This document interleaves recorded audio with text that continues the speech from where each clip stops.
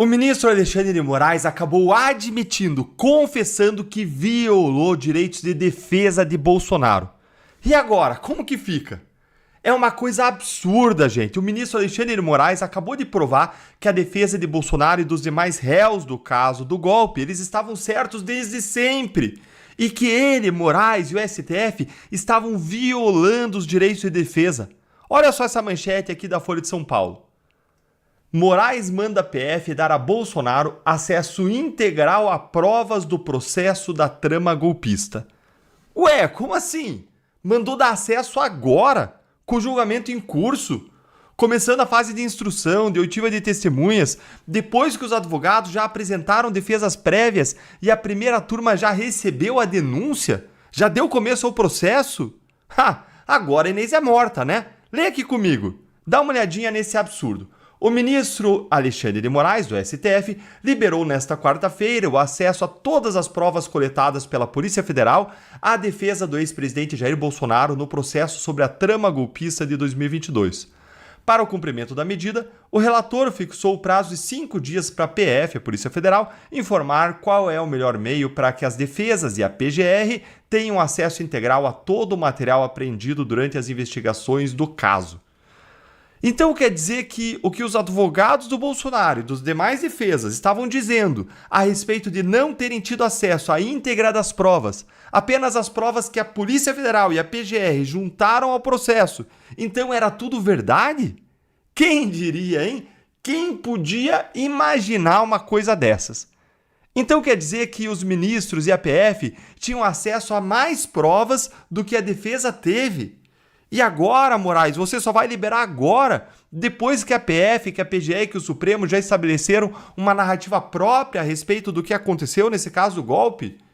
E como que faz agora, se as defesas encontrarem provas lá de inocência incontestáveis, provas que levantam dúvidas cogentes, provas que, se tivessem surgido antes, impediriam até mesmo o recebimento da denúncia e o começo do processo?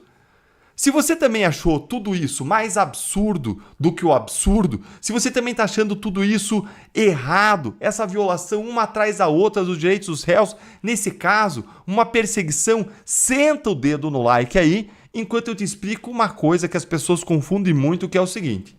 No direito processual penal, essa fase agora inicial do processo, em que a denúncia ou a acusação é apresentada e o juiz analisa se vai receber ou não a acusação para começar o processo, essa fase é marcada por um princípio chamado de indúbio pro societate, que significa que em caso de dúvida, ou seja, em caso de dúbio, se decide a favor da sociedade, pro societate.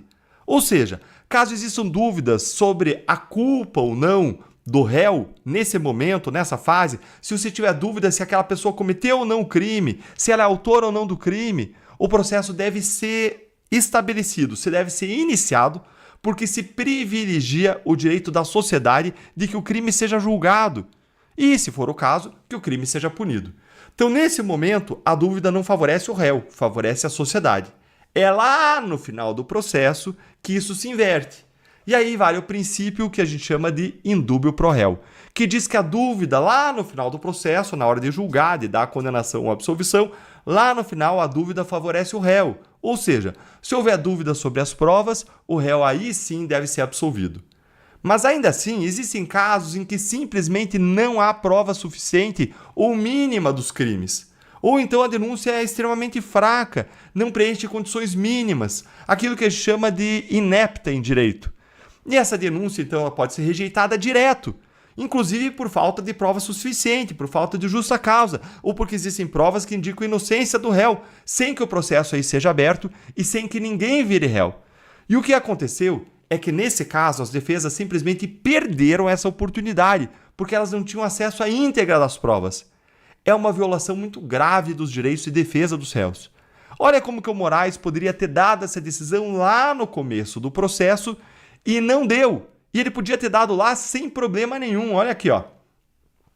A Polícia Federal deverá manter sigilosos, o Moraes falando na decisão, tá? A Polícia Federal deverá manter sigilosos eventuais documentos, mídias, áudios e vídeos que contenham fatos íntimos e ligados à vida privada dos denunciados. Nesse caso, o juízo deverá ser comunicado e as defesas deverão realizar requerimentos específicos, acrescentou Moraes. O pedido tinha sido apresentado na defesa prévia de Bolsonaro, entregue ao Supremo nesta terça, último dia do prazo iniciado na última quarta, quando o ex-presidente foi intimado no leito da UTI. O ministro disse que aceita o requerimento de imediato acesso à íntegra do conjunto probatório colhido no curso das investigações e, especialmente, ao conteúdo integral dos celulares e outras mídias apreendidas e parcialmente utilizadas pela acusação.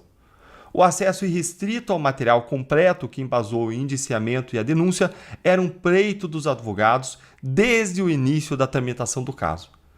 Gente, isso aqui é uma admissão, uma confissão total de violação dos direitos da defesa. Se o Moraes iria dar essa decisão ao fim aí dessa discussão, nada explica que ele não tenha feito isso antes, mas só agora. Já que era possível dar acesso à íntegra das provas sem violar a intimidade dos investigados. É o que ele acabou de decidir, é o que ele acabou de fazer. Não faz sentido algum essa decisão vir só agora e não antes. O fundamento legal, gente, não mudou. A lei não mudou. Sabe o que mudou? O que mudou foi a opinião pública e a política. Isso que mudou. O Moraes e o Supremo estão sob pressão por conta dos seus abusos. E o Moraes viu que estava muito óbvio que as defesas estavam sendo seus direitos aí, suas prerrogativas violados. E ele sabe como isso pode gerar nulidades no futuro se os ventos da política mudarem mais ainda. Vejam só o escândalo que foi eles terem retido, terem aí acondicionado os celulares às pessoas, não permitido que jornalistas e o próprio advogado usassem celular que é instrumento de trabalho ao longo do julgamento. Isso é surreal, gente. Isso é absurdo. Até o telefone aqui está reclamando, aqui tocando alarme. Está alarmado com isso. Essa, gente, é a única explicação para essa decisão vir agora. E agora eu quero ouvir a sua opinião. Por que você acha que o Moraes resolveu atender a esse pedido do Bolsonaro só agora? Você acha que é para diminuir a temperatura sobre o Supremo? Me conta aí nos comentários o que você acha disso, curte o vídeo, se inscreve no canal, aqui é a sua casa, clica no sininho para você não perder análises como essa. Se você não clicar no sininho, você fica dependendo do YouTube distribuir. E às vezes, como aconteceu nessa semana, o YouTube pode cometer uma falha, identificar alguma coisa errada e reter a distribuição dos nossos vídeos. E aí, você clicando no sininho, você garante que você vai ter a opção de ver o nosso vídeo, vai ter a notificação do nosso vídeo. Então, eu super incentivo você a fazer isso. E mais, eu quero convidar você para se tornar um membro do canal, para você receber conteúdos exclusivos, além dessa ser uma forma mais intensa de você estar apoiando o nosso trabalho, pela qual a gente agradece muito. Um grande abraço.